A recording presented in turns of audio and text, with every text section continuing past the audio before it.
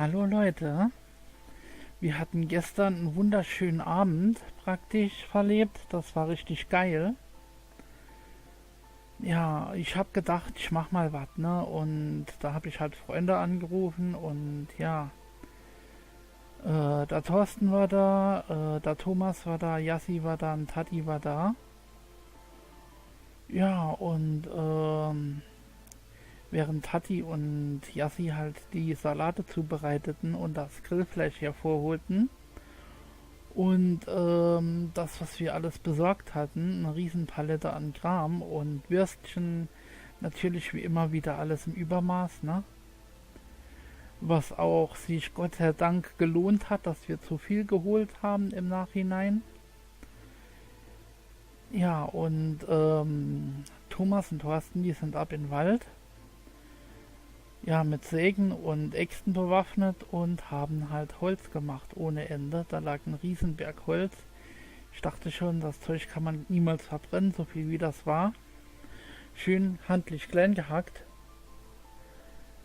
Ja, und wie es dann halt düster wurde halt, und dann haben wir halt angefangen, das Feuerchen brutzeln zu lassen. Wir haben uns um das Feuer rum schöne Sitzplätze gemacht, vorher noch abgemessen, wie der Wind weht, dass wir den Rauch nicht in die Fresse kriegen, und es war wirklich geil, ne? Ums Lagerfeuer zu sitzen. Ja, und dann haben wir halt so angefangen, über das Paranormale zu reden, über Geister und Gespenster, und dann, wie das halt immer so ist, ne, kommen dann auch Nachbarn vom Dorf, die hier mit dem Fahrrad durch den Feldweg fahren um die Zeit, und die riechen ja halt, dass es hier irgendwas zum Fressen gibt, ne, die laden sich natürlich dann immer selbst ein, und ruckzuck saßen wir da mit 15 Leuten ums Feuer rum, ne. So, und dann gaben wir uns da die besten Spukgeschichten zu wissen, ne? Und die normalen Leute, die können euch Dinge erzählen, die krabbeln. Die sind echt total abgefahren und unheimlich.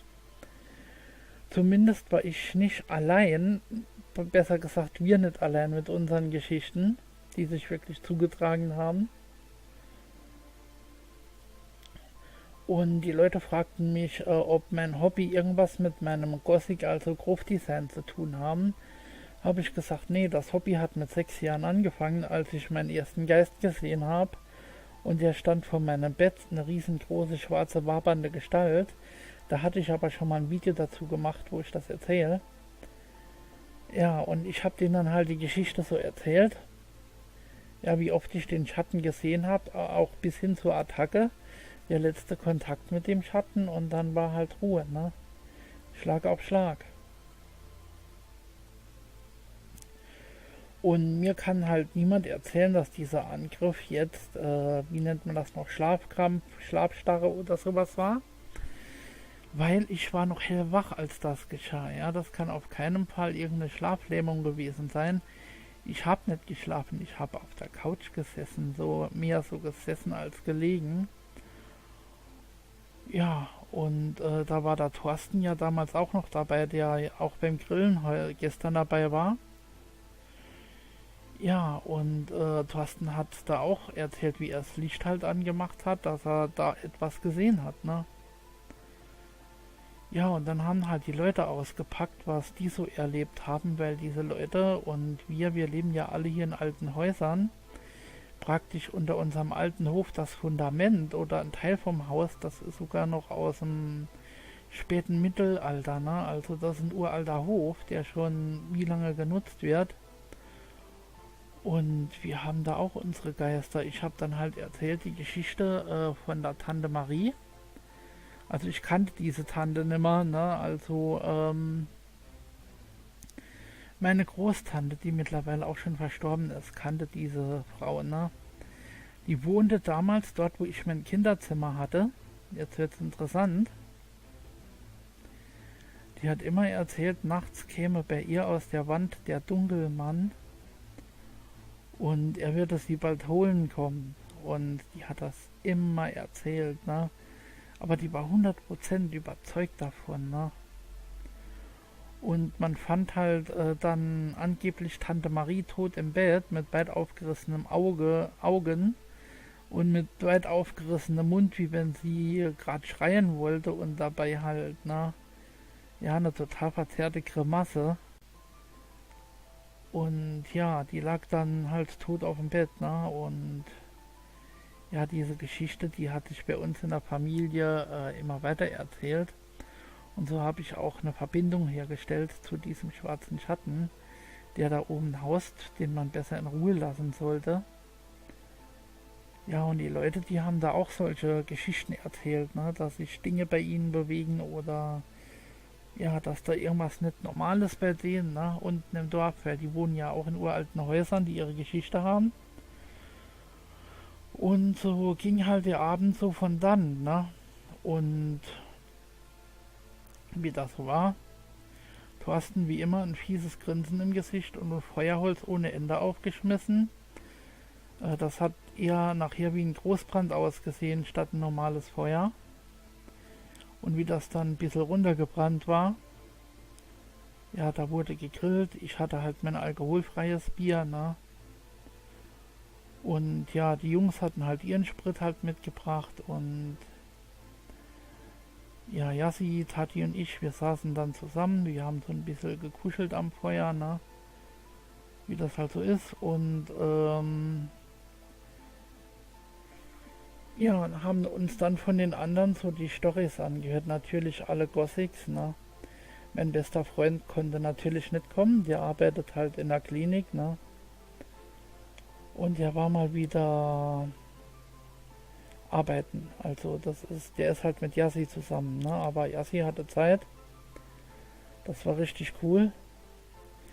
Ja, wie gesagt, gut, dass wir so viel Grillzeug gekauft hatten. Also konnten wir die Dorfleute da auch noch einladen, die halt hier durchkamen.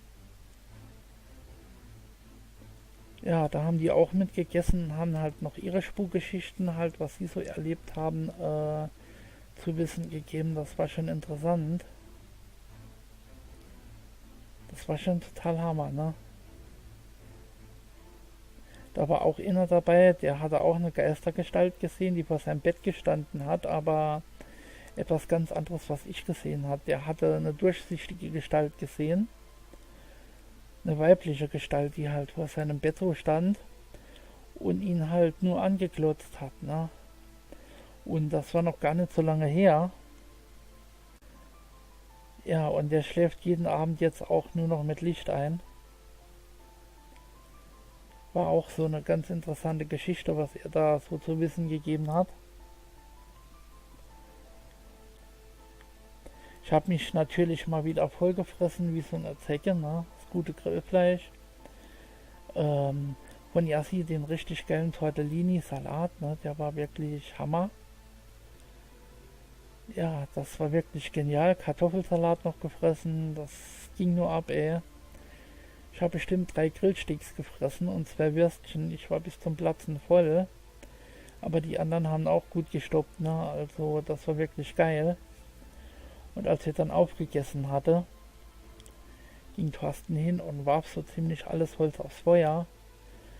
Und wir hatten da wirklich wie so ein Maifeuer, so ein Osterfeuer oder was. Voll das Riesenteil von Feuer fabriziert, Und es brannte und brannte und brannte. Und um uns rum war alles taghell, Also die Flamme, die schoss in den Himmel rein, ey. Das war richtig geil. Wir haben dann da gesessen und hatten noch einen Kassettenrekorder, da lief dann auch Blutengel und ASP und Sisters of Mercy haben wir viel gehört, War schon geil. Noch Dead Stars haben wir gehört. Ging voll cool ab. War ein richtig relaxter Abend. Ja, und das Thema Spuk war halt so ziemlich das Hauptthema gewesen.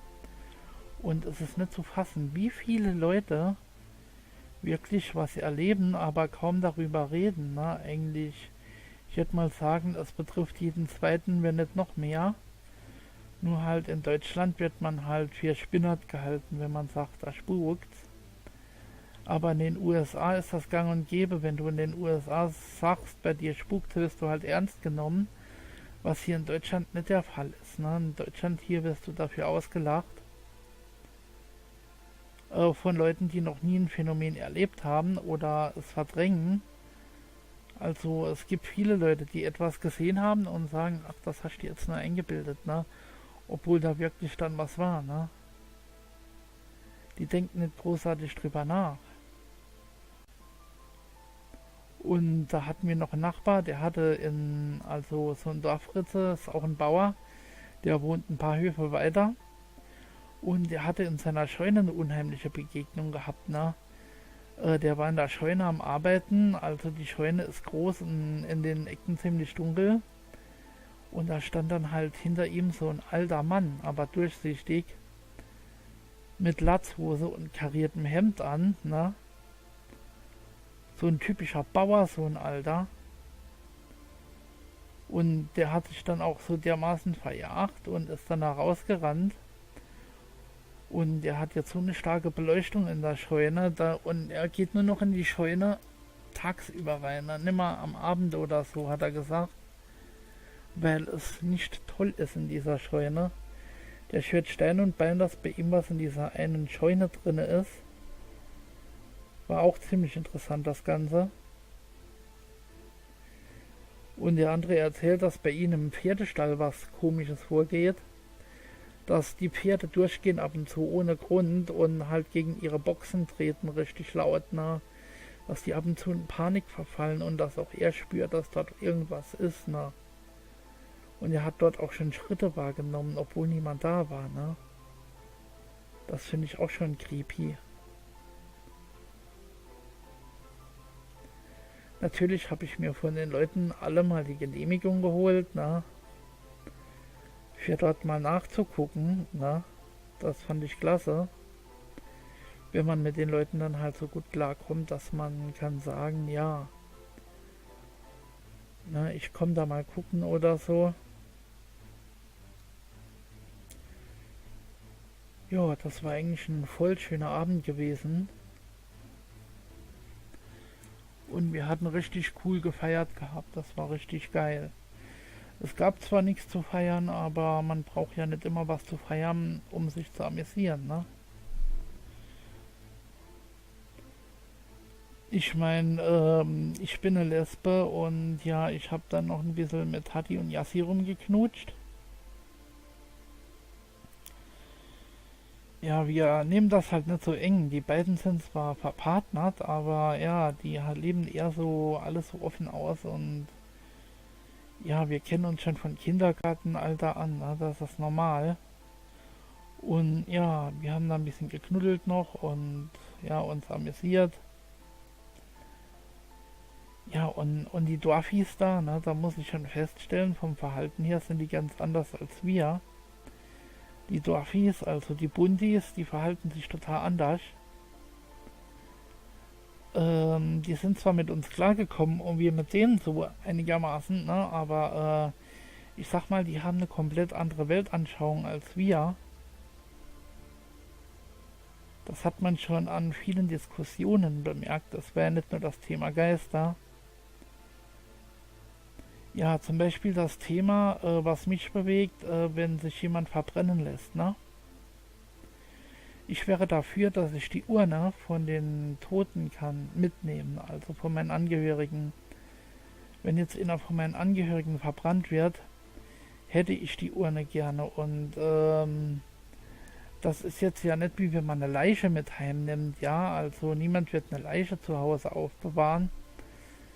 Aber so eine Urne auf dem Kamin in den USA darfst du das, ja. Also oder auf einem Schrein die Urne stellen, ne? Aber hier in Deutschland ist es verboten, ne? Also so eine Urne ist keimfrei, da ist nur noch Asche drin. Ja, der Körper wird ja sozusagen mineralisiert. Und da ist nichts mehr mit Krankheitserregern oder was stinken könnte, ne? Die Urne, das ist alles in der Urne drin und die Urne kann man irgendwo hinstellen, ne? Ich finde es irgendwie ätzend, der Gedanke, dass die Urne irgendwo auf dem Friedhof steht und verwest, ne? So hätte man den Menschen oder einen Teil von ihm wenigstens immer bei sich, ne? Ja, das würde ich für gut befinden. Ne? Wir haben auch schon überlegt, Oma will das so, wenn sie stirbt. Oma hat gesagt, ganz einfach, lasst mich in Polen verbrennen und die Urne könnt ihr dann in Polen euch schicken lassen und ja, irgendwo hinstellen schön. Ne? Also Oma sagt, ich habe keine Lust, dass meine Asche dann irgendwo vergammeln tut. Ne? Und das ist doch was Schönes, finde ich. Einen schönen Schrein gebastelt oder so. Ne? Ja, da wird Omas Seele auch Ruhe finden, denke ich mal, ne? Weil sie es halt so will, weil es ihr Wille ist. Und warum soll ich einen Wille abschlagen? Also, ja. Und das haben diese Normalos halt nicht so verstanden, ne? Ich finde da nichts Schlimmes bei, ne? Ganz ehrlich nicht. Aber der deutsche Staat pisst sich ja wegen allem ins Wrack, ne? Das ist ja zum Kotzen. Hätten wir jetzt kein Privatgelände und ich hätte draußen, würden jetzt in einer Großstadt wohnen oder hätte im Park gegrillt, ne? Zum Beispiel im Bürgerpark bei uns ist ein Grillplatz, ne? Aber wenn du dort grillst und die Bullen kommen und die erwischen dich, dann darfst du erstmal teuer löhnen wegen Umweltverschmutzung, ne? Und wegen gewisser Auflagen, bliblablub, ne? Selbst für den Scheiß braucht man heutzutage schon eine Genehmigung und muss wortwörtlich gesehen den Stadtfritzen den Arsch wie abputzen, ne? Ja, und da haben wir auch drüber geredet, ne? Dieser ganze Scheiß, der da abgeht, ne? Und auch, dass ich selbst unsere Gesetze nicht achte. Ich habe meine eigenen Gesetze, nach denen ich lebe, ja. Und ich finde das für mich okay, ne? Ich weiß, ich darf nicht töten. Ich weiß, ich darf nicht stehlen, ja, von mir aus. Nicht jetzt aus dem christlichen Sinne, sondern man macht sowas einfach nicht. Ja, und ich darf auch keine anderen Straftaten begehen, mache ich ja auch nicht. Aber ich sag mal, es gibt Dinge, die verboten sind und man macht sie trotzdem. Ja, zum Beispiel wenn ich angeln gehe, Schwarzangeln oder so, ne? Ja, wenn ich jetzt mit den Jungs zusammen angeln gehe, sag ich mal, dann gehen wir auch Schwarzangeln und da kümmert das Gesetz, dass du musst eine Fischerprüfung haben und Landesfischereischein relativ wenig. Die können uns mal am Arsch lecken, ne? Aber uns ist gleich klar, wenn sie uns erwischen, gibt es einen Arschtritt wegen Wilderei und das wird teuer. Die Spinner. Da haben sie Angst für ein, zwei Fische, die man da aus dem Wasser zieht und eh wieder reinschmeißt, so aus Spaß, wenn man angeln geht. Aber dann tonnenschwerer Kiss irgendwo in den Flusslauf reinkippen, ne? Oder Betonplatten dort reinklatschen, dass die Fische direkt platt sind. Ja, das ist denen dann scheißegal, ne? Das ist auch wieder so ein Paradoxon. Jo. Und da sind die Bundis irgendwie geistig gar nicht mal mitgekommen. Ja, wir hatten halt auch tiefgründige Diskussionen jetzt. Halt Gespräche, die man halt nur unter Gruftis führt, ne? So, ja, auch tiefer Sarkasmus, was die nicht so auf den Appel gekriegt haben. Und ist halt normal, ne? Ich kenne da ja auch einen, den habe ich gekannt, als Grufti rumgerannt, den auf Grufti gemacht, aber innerlich ein Gutmensch, ein Bundi und absolutes Weichei, ne? Und sowas kann ich in die Tonne treten, solche Leute, ne? Also, was heißt in die Tonne treten? Ja, der Typ war einfach nicht mehr so beisammen irgendwie, ich weiß auch nicht. Deswegen habe ich den Kontakt mit dieser Person halt ganz abgebrochen. Ist auch besser so, ne? So sehe ich das. Es gibt halt Personen, mit denen kann man halt nicht, ne? Ja, oder mit Ökos kann ich auch nicht, ne? Da kriege ich ja die Krätze, ne? Ökos oder militante Veganer, die dich wollen zum Veganismus überreden, wenn du dann so einen militanten Veganer vor dir hast, ne, so ein Steinchen Nuklear, und der fängt dir dann an, den Kopf voll zu jaulen, weil du Fleisch frisst, ne, und will dich da mit aller Gewalt bekehren, da ist von mir immer die einzigste Antwort: Junge, du kannst gleich die Tischplatte hier durchbeißen, das ist mir scheißegal. Ich klopp dich im Kopf so lange drin, bis du sie gefressen hast. Ja, das ist dann meine Antwort darauf.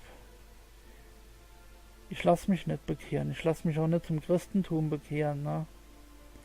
Ich bin stolze Heidin, also ich habe einen heidnischen Glauben, aber ich glaube jetzt nicht an Gott oder an Jesus oder an die heilige Jungfrau Maria, ne? Das ist für mich alles Humbug. Ja, und die Christen versuchen eben auch doch immer zu bekehren: ja, du landest im Fegefeuer, wenn du nicht an Gott glaubst, und na, du wirst nach deinem Tod nimmer auferstehen und bliblablub, ne? Den zeige ich dann meistens den Stinkfinger und sagt, leck mich am Arsch, ne? Das ist auch sowas. Ich gehe doch jetzt auch nicht hin und gehe zu irgendjemand anderes und versuche die andere Person zu bekehren, ja? Ich sag ja auch nicht, dreht aus der Kirche aus und nimm den heidnischen Glauben an, ja? Sag ich ja auch nicht zu den Leuten. Ja, ich sag auch, macht das, was er wollt, aber versucht andere Leute nicht mit dieser Scheiße zu bekehren. Ich versuche auch keinen Menschen um mich rum in irgendwas einzuwickeln, ne? Und gerade das Christentum, eine blutige Spur durch die Geschichte, ja? Niemand hat so viel Blut an Fingern wie das Christentum, ne? Vielleicht noch der Islam, aber das Christentum, eine blutige Spur durch die komplette Geschichte gezogen, durch die menschliche. Menschen bei lebendigem Leibe verbrannt, das wollen die heutzutage gar nicht mehr hören, ne?